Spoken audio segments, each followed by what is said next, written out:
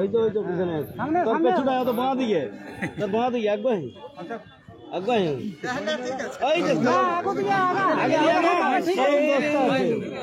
এখানে কোনো উচ্চ পদে থাকা কোনো অফিসার আপাতত নাই। এখন কথা হচ্ছে এখানে যারা বইমেলাতে আছেন তারা নিজ দায়িত্বে কিন্তু বলছে, আর আমরা ওরাকে কিন্তু নিজ দায়িত্বে নিয়ে বলছে। তার জন্য আমরা আদিবাসী কর্মী সমাজ এবং সাঁওতাল সমাজ অর্থাৎ সাঁওতালদের ভারত জাকাত মাঝি পারগানা আমরা দুইজনে উভয় বৈঠক করে আমরা কথাটা বলছি। আমরা কিন্তু গুরুত্ব দিয়ে বলছি, ওরা গুরুত্ব কথাটা দিতে যাই না। এখানে প্রশাসনের পক্ষ থেকে আছে, আইসি নিজে আছেন এবং তার সাথে আরো আছে। ওনারা আমাদেরকে রিকোয়েস্ট করছেন ঝামেলা না করার জন্য। আমরা অবশ্যই কোনো ঝামেলা এখানে করতে আসি নাই, এবং আমাদের মতন এবং আমার মতন এই বয়সে এইখানে এসে কিছু ঝামেলা করব এইরকম কোনো আমাদের ধৃষ্টতা নাই। এখন কথা হচ্ছে এরা যে আজকে কথাটা বলছে, আমি আবার বলতে যাব যে আইসি সাহেবও আছেন পাশে এবং সেখানে বইমেলা কমিটির লোক আছে। ওনারা ওনাদের পক্ষ থেকে কথা শুনেছেন, ওদের থেকে ফোনে কথা বলছে, সেই কথাটা ওনারা বলুন।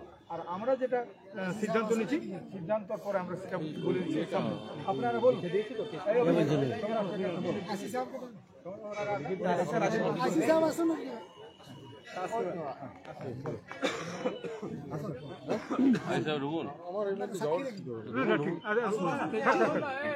হ্যালো, হ্যাঁ নমস্কার। মানে ওনাদের সঙ্গে এর আগেও আমরা বললাম যে আমরা দুঃখ প্রকাশ করেছি, আমরা হায়ার অথরিটির সঙ্গে কথা বললাম। ওনারা বললেন যে 5টার সময় আপনাদের প্রকাশ্যে হয়তো দুঃখ প্রকাশ করা হবে, ওইটা আমাদেরকে বলতে বললেন। তখন যদি আমরা না পারি তখন আমরা অক্ষমতা প্রকাশ করবো এবং আপনারা তখন না মানে যেটা করবেন আপনাদের আর কি বলবো। হ্যাঁ ঠিক আছে, মানে আমাদের আশা করি হবে না। আমরা যে ধরনের আশ্বাস পেলাম আশা করি হবে, বুঝতে পেরেছেন? আমরা যেটুকু কথা বলে বুঝতে পারলাম যে 5টার সময় আপনাদের সামনে যেটা এখন দুঃখ প্রকাশ করা হবে। হ্যাঁ, আর আমরা তো আমাদের তরফ থেকে আগেও দুঃখ প্রকাশ করেছি। এখনো প্রথম হচ্ছে 5টালে 1 মিনিট পায়রা চলবে নাই। 1 মিনিট পায়রা চলবে নাই। আপনার পরিচয়টা বলুন, আপনার নাম ঠিকানা বলুন। না না, আপনার নাম ঠিকানা পরিচয়টা বলুন। মৃণালকান্তি মণ্ডল আমাদেরকে যেটা বলতে বলেছে সেটাই বলুন। 5টা পেজে এক হবে কিনা সেটা তো বলতে পারছি না, কারণ ওনারা আমাদের দাবি 1 মিনিট পায়রালে কিন্তু এই যে আজকে কোন কথাগুলো বলছি এই কথাটা ওনার কাছে মেসেজ দিবেন। আর 5টা থেকে 5টা 1 2 5 এর মধ্যে তোলা লাগবে। আমরা তো গ্রন্থাগারিক এবং কর্মী, আমরা এর বেশি তো আমরা তো অফিসার নয়। এবার ওনাদের সঙ্গে কথা ঠিক আছে, ঠিক আছে, ঠিক আছে। এবার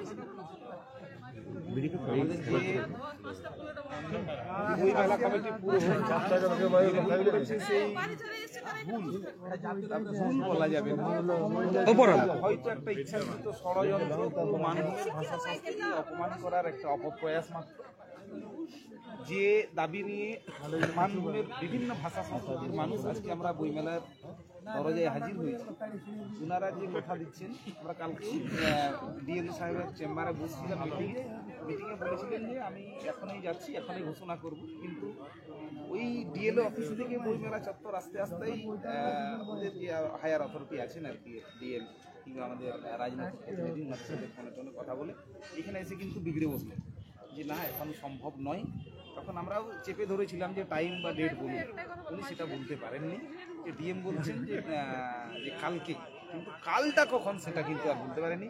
ফলে আজকে এই অবস্থা 11টার সময় নিতে আমরা ডিসিশন নিতে বাধ্য হয়েছিলাম, তাই সবাই এসছে। ওনারা আবার কথা দিলেন যে 5টার সময় আজকে আসবো, কিন্তু বলবো আমরা ভুল স্বীকার করবো। আমাদের যেটা কালকের থেকে একটা দাবি আছে, এখনও ওই স্ট্যান্ড থেকে আমরা সরছি না। ভেটিংয়ের সময় অর্থাৎ ওই লিফলেটটা তৈরি করার সময় যে সমস্ত গুণীজন সেখানে উপস্থিত ছিলেন সার্কিট হাউসে, তাদেরকে হাজির থাকতে হবে ক্ষমা চাইবার সময়।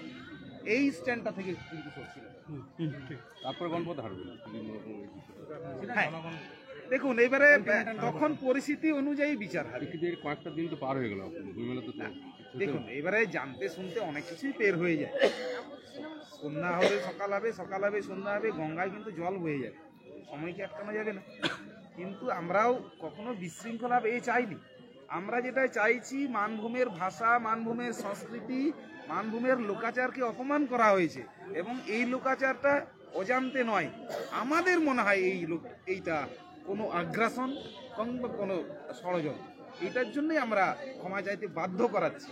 অদূর ভবিষ্যতে এইরকম ভুল হবে না, এই আশা আমাদের আছে। এবং এই জন্যই আমরা এখনো কঠোর পথ অবলম্বন করছি। কারণ ভোটিংয়ের সময় কিন্তু আমাদের এইখানকারই বা আমাদের যে সমস্ত রাজনৈতিক প্রতিনিধিরা আছেন তারাই ছিলেন, অর্থাৎ ওনারাও হয়তো লুক আউট করে ফেলেছেন বা অতটা গুরুত্ব দেননি যে এই লাইনটার সারমর্ম কী হতে পারে। তাই এখনো পর্যন্ত বিশৃঙ্খলার দিকে নয়, যতটাই স্বাভাবিক হোক। আমরাই চাই যে মানভূমের সংস্কৃতিকে আরও উন্নত দরজায় আর কি তুলে ধরার একটা রাস্তা যেন তৈরি হয়। এই জন্যই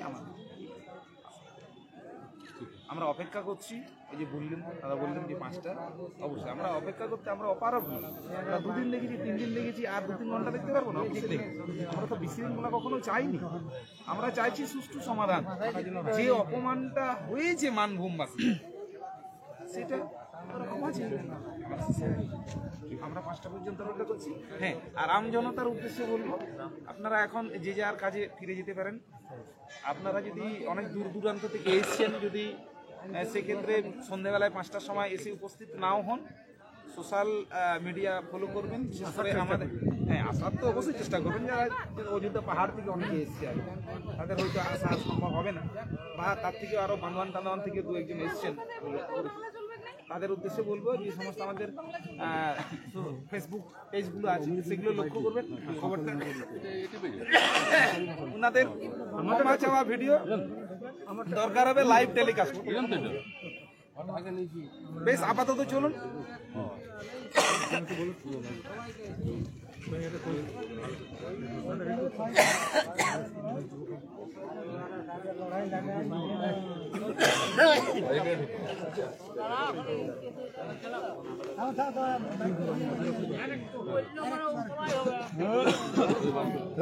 আজকে আপনারা দেখছেন 2-3 দিন থেকে যেভাবে বই মেলা কমিটি যেভাবে ওই ভাষার নিয়ে যেভাবে হ্যান্ডবিলে ভুলভাল করেছে, তো আজকে যেটা সিদ্ধান্ত হয়েছে যে আজকে 5টার সময় ওনারা প্রকাশ্যে ক্ষমা চাইবেন।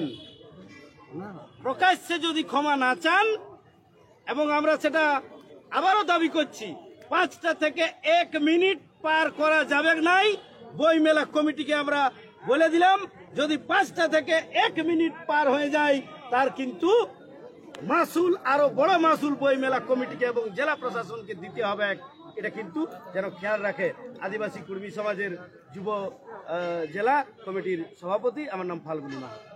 জোহার। জয় গরম, জয় গরম, জয় গরম, জয় গরম, জয় গরম, জয় গরম।